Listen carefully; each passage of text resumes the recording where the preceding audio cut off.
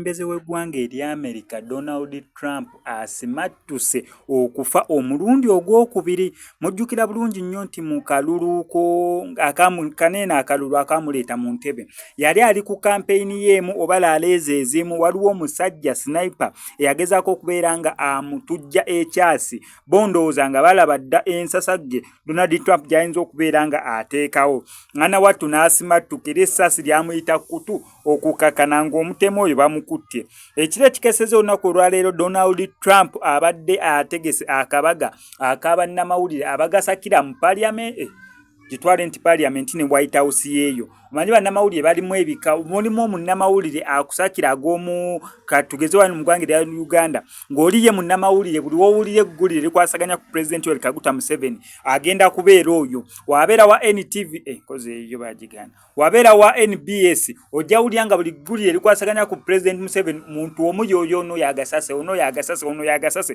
kubanga babeera actually bafunayo omuntu omu ku media house ne bagamba gojja sakanga geeyo nga buli event ebeera watisi ogajjayo.